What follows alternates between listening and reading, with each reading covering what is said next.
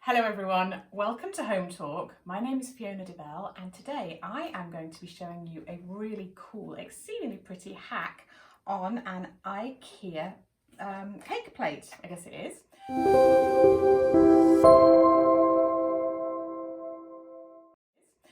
This is a very inexpensive cake plate. I just picked it up from, as I say, IKEA. It's made of glass, so I'm going to just take those out here. You can see that's what it's supposed to look like when it's finished. And we are going to turn this plain glass into something very, very high-end designer. Let me get this out of the way and I will do the first step in our process, which is flipping them over so they're upside down, because what we're going to do to these cake plates is we're actually going to decorate the back of them.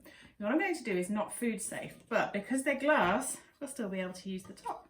So the first step in this is I'm going to take some isopropyl alcohol. This is 99%. You don't have to have 99%, but we're going to be using alcohol ink on this.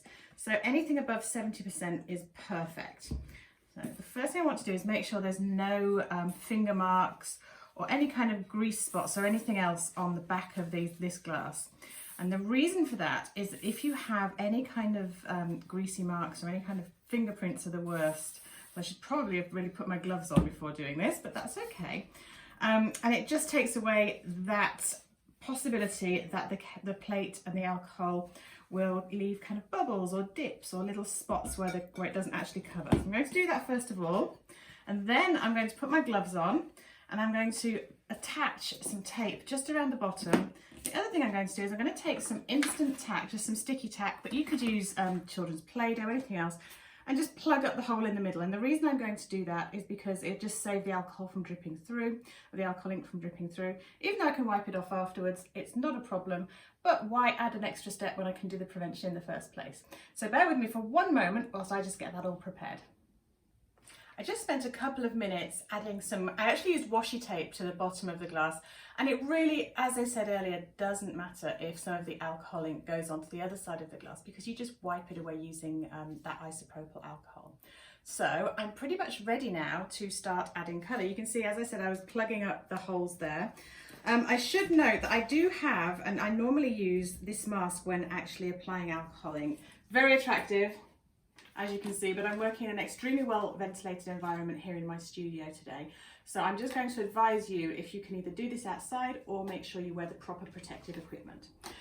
For now, I'm going to start off, I'm going to try and use 3 colours here, I think, plus a metallic. So I have here, these are alcohol inks from Brie Reese, and this is medium magenta. Then we have rose or blush, and then we have orange. So I may or may not use the orange.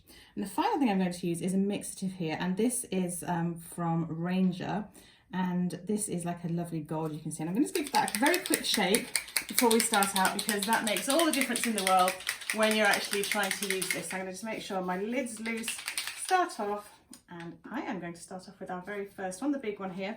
I'm just actually working on top of just a piece of paper here, just a bit of construction paper.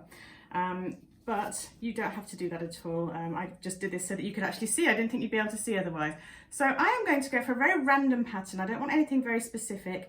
There are lots of different ways to apply alcohol ink, but in this particular case, I'm just going to go for this randomized look. I'm going to start off by just putting some alcohol ink here and letting it just run down. That was the magenta. Then I'm going to add some of our rose, and you can see already it makes this great pattern. And then I'm going to add some of this gold, and the gold, I love the gold. And you can see, because these are dipped in the middle, it's just kind of falling down. So the next step, I've decanted a little bit of that alcohol into a little mini cup here, and I'm just going to squirt it onto this. And then we're going to do some blowing around using the dryer. So excuse the noise. This is where we start making our actual patterns on the back of this. And we start thinking about how this is going to have this kind of random, gorgeous pattern. Remember, the pattern we see won't be the pattern that's on the back side, but it will be, in fact, the pattern that is on the other side. So I'm going to just move these around. Might add a little bit more alcohol in just a moment, a little bit more of the gold.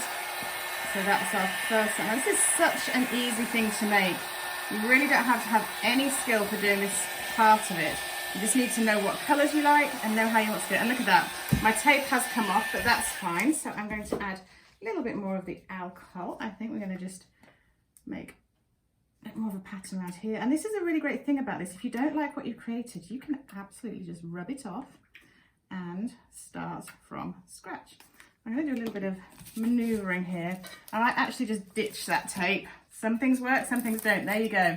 You're here to learn, and you just learned that lesson right along with me. And also the lesson that it really sticks to your gloves. So I'm going to pour some more alcohol on here. And we're going to really just go for more of a random pattern all over, which I will dry off in just 1 second. So let's try that again.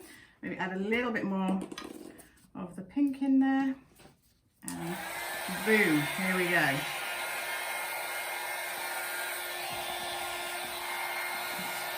Moving it around, moving it ever so slightly. I don't like this area here, so I might just pull the alcohol down here like this.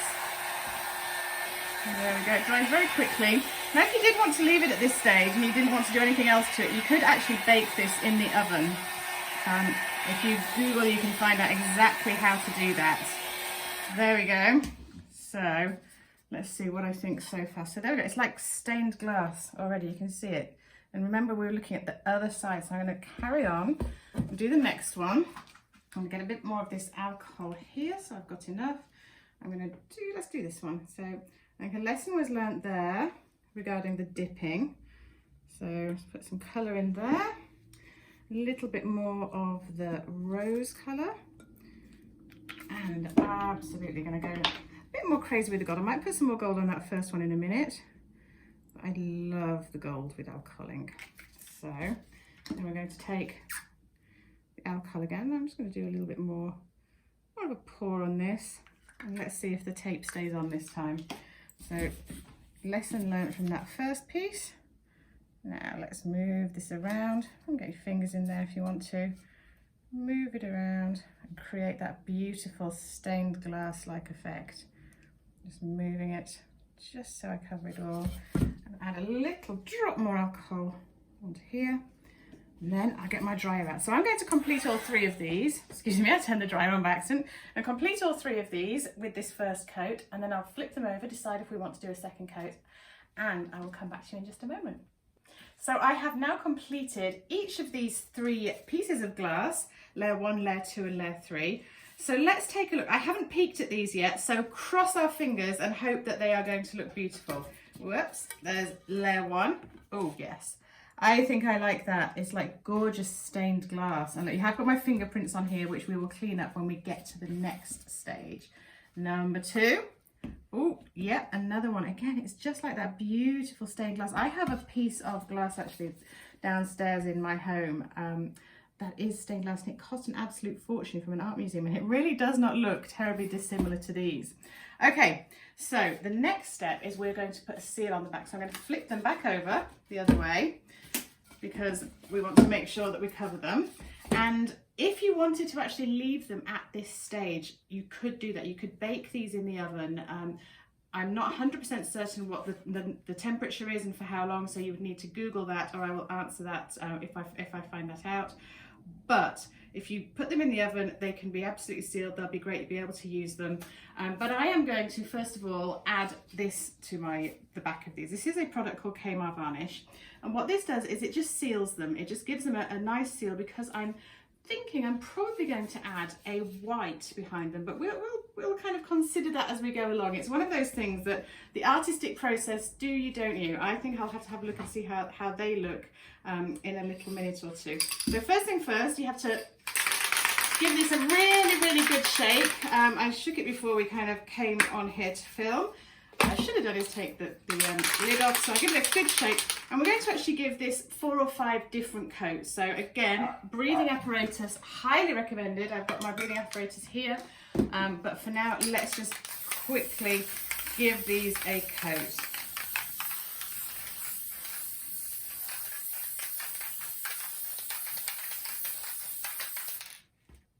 So I've done several coats of the Kmart Varnish just to stop the alcohol ink from bleeding in any way once I apply my final top coat. Now there are many different top coats that you could actually choose to use on this piece. You could use something like, you could literally use an oil-based varnish, you could use a spray varnish. I'm actually going to use a clear shellac. This is a spray shellac. And I'm just going to spray, again, several coats onto here, maybe 4 or 5, just very thinly, just to protect that finish, because what we don't want to do is end up having it on our cakes, on our cake stand and have our cakes and our sandwiches on there, or maybe flowers or candles, whatever you would like, and we don't want this to get scratched or damaged in any way. Now, this will be appropriate for hand washing. I would not be scrubbing this with a hard scrubby or anything like that. So I'm just going to spray. Again, we are in a well-ventilated environment here, so we're not worrying about doing this. If you want to do this outside, or if you make sure you wear one of those safety masks like I showed you previously. There we go. So I'm going to just leave that to dry for a few minutes. It dries very quickly. You just wait for it to get tacky in between coats. I'll probably do 4 or 5 coats of that. Very simple, very straightforward. And then once that is dry, we will put it together and see how it looks. But before we do that, I want to show you a piece that I created earlier, because I was considering when I did this that I might actually spray them gold on the back. So I had a little play and I did exactly the same technique as we did on here, but on the inside of this inexpensive, this is a $2 vase from the dollar store. So I did the same thing, and I'm just going to move these to one side and let's see how they look with some gold spray on the inside. I think it's going to be fun. So I just wanted to give you a little extra in this particular how-to. So I have taken some just standard cling wrap, as we call it in the UK, kitchen roll, not kitchen roll, cling film or saran wrap, whatever you want to call it. I've just put that out onto my table right here. And I'm going to take this vase and I'm just going to wrap it. I just want to protect the outside so I don't get any of that spray paint on the outside of it. So this seems like the most simple way of doing that. So there we go, just wrap that up. I'm just going to keep that on there for now. Very simple, very straightforward. And then I have got this Krylon gold plate. It's a very, very allegedly shiny, shiny gold. I've had this for a long time. I just grabbed it from my garage. So let's see what this is going to look like. Now this is a complete experiment, so it may or may not work. Let's see how it goes. And this is the whole point. We're learning together here on Home Talk. Okay, I am going to spray. I'm going to see if I can do it this way around. This is not the right way around for me to be comfortable. So it's going to take a number of light coats, I would imagine. We'll see. And I'm quite happy that I've got that protection on the outside. And it's the back side of this gold that we're going to see reflected. And again, I'll do the same thing with the shellac inside this vase, but I wouldn't be putting lots of liquid or water in this for flowers. I might do it just for dried flowers. Maybe if you've watched any of my previous Home Talk episodes, you'll have seen me make some little flowers out of coffee filters. They were fantastic. So I'm going to actually do a reveal on this straight away. Oh, wow. Okay, guys, I think we can call that a success. How beautiful does that look? Wow, guys, I am actually quite astounded. Quite thrilled with that. That's amazing. There we go, reverse art. So I'm now going to finish off my cake stand. Let's get them all set up and looking beautiful together. So the final step before I add in the handles to this gorgeous cake platter is just to take my alcohol and just give these plates a quick clean for any areas where maybe some of the alcohol just kind of leaked onto this side when we were creating it. And I wanted to wait until the shellac had completely dried and we had that nice sealed finish on the back. Now these will be hand wash only. You'll be able to give them a nice clean and hand wash, but I would not put them in the dishwasher, and I would certainly not want to give them a really good hard scrub. So you can see the little bit of alcohol ink is just coming off there as I just rub away on this. So that's that part. The next part we want to do is add our hanging bit, whatever you call it.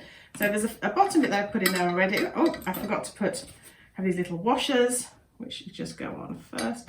It's a very simple design. It's very nice, very easy to use. Maybe if I was going to do this again in the future, I might consider using silver instead of gold to match with the aluminium kind of colour. So I will continue to do this and then we will come back and see this all beautifully staged up. Sometimes when you make something, when you do a DIY, it turns out so much better than you possibly ever could have imagined.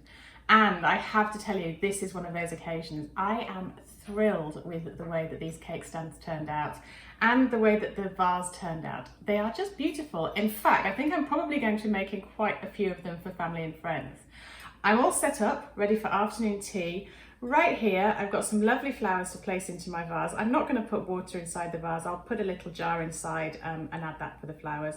But honestly, this is one of those makes that is so simple, so quick, and I think you can absolutely tackle it yourself at home. I hope you've enjoyed joining me here on Home Talk today. My name's Fiona DeBell, and I look forward to you joining me next time here on Home Talk.